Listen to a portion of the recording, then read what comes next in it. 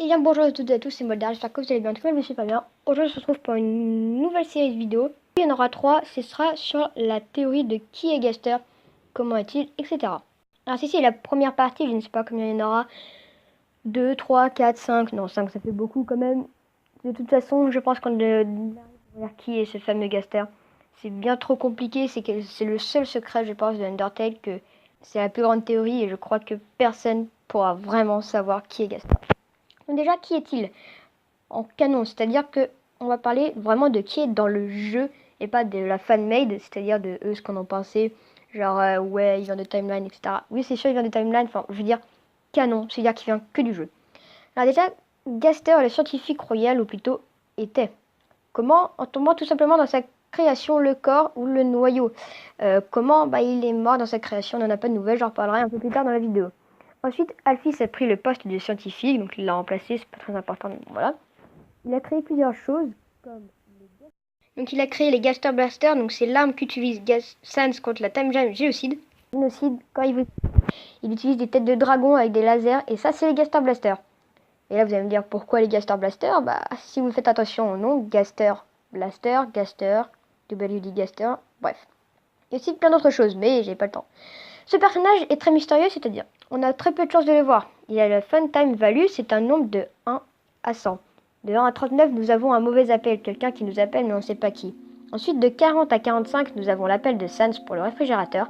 De 46 à 50, l'appel d'Alphys. De 56 à 57, le Nightmare, qui est sur le casse-tête de Sans et Papyrus.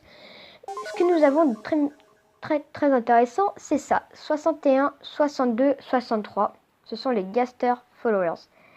Ensuite, nous avons le 65, c'est la Sound Test Room, et le 66, c'est bon, Gaster. Ce qui est le plus énorme, c'est qu'on a que 10% de le trouver. Donc, même si on est à 66, en Fun Time Value, et ben on a 10% de le trouver. Puis de 80 à 89, la Clam Girl, qui est, voilà, et de 91 à 100, le Gunner Kid. Donc je vais vous expliquer. Ce qui est très intéressant, c'est les Gaster Flowers. Il y en a 3, ils nous expliquent qui était Gaster, comment il est mort, etc. Ils sont dans Outland et on le trouve devant les ascenseurs. Ensuite, il y a la Sound Test Room qui est très intéressante. Je trouve que ça, c'est vraiment quelque chose qui nous fait vraiment douter sur Gaster. Elle nous fait écouter des musiques qui ne sont pas dans le jeu. C'est-à-dire que le seul endroit pour les trouver, c'est ici. Il y a le thème de Gaster, bien évidemment. Et quand on clique sur le thème pour l'écouter, la musique ne s'arrête pas.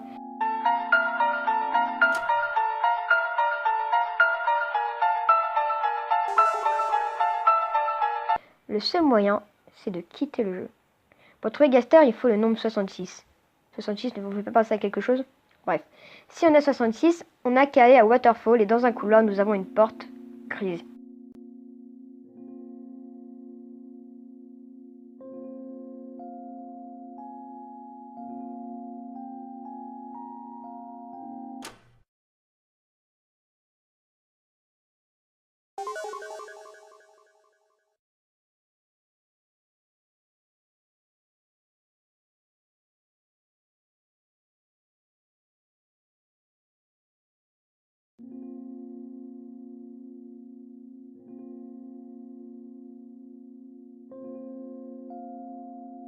Voilà ce qu'on a. Juste ça. Je vous expliquerai après. Ensuite, il y a la Clam Girl, mais elle n'est pas très intéressante, elle sert pas à grand chose, vraiment dans un cas extrême. Puis ce qui est assez flippant, c'est le Gunner Kid.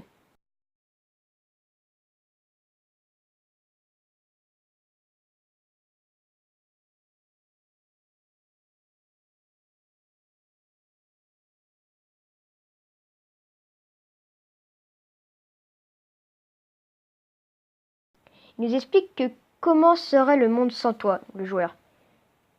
Comment se serait déroulé le monde si Frisk ne serait pas là. Je trouve ça assez étrange quand même. Ensuite, le truc qui est le plus suspect, c'est ça. Le Riverman. Beware of the man who takes with hand. Fais attention à la personne qui parle avec les mains. Qui parle avec les mains. Je vous expliquerai. Dans le laboratoire d'Alphys, il y a des entrées qui parlent de l'effet des mots sur la détermination. Ils écrivent sur des panneaux ou des entrées. Et la seule entrée qui manque, c'est la 17.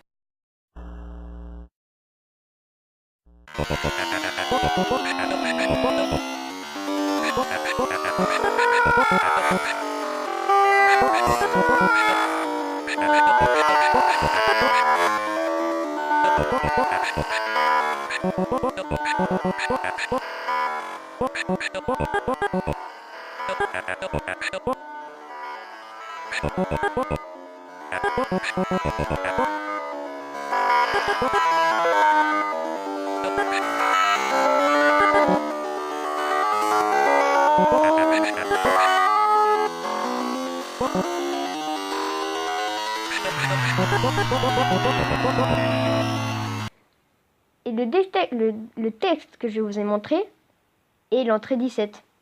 Les Wingdings, c'est une écriture spéciale qui est fait vraiment référence à Gaster.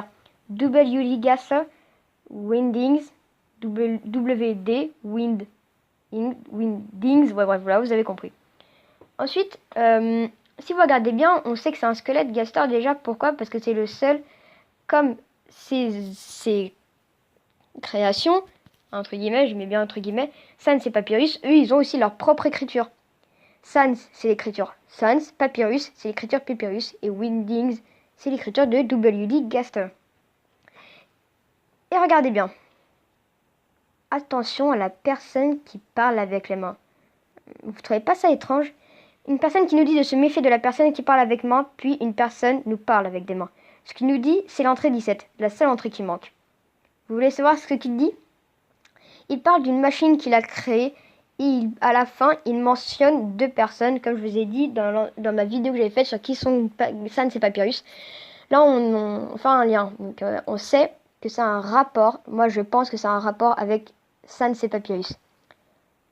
Donc voilà, ceci est la partie 1 de la théorie de Gaster. J'espère qu'elle vous aura plu et cela vous remplit de détermination.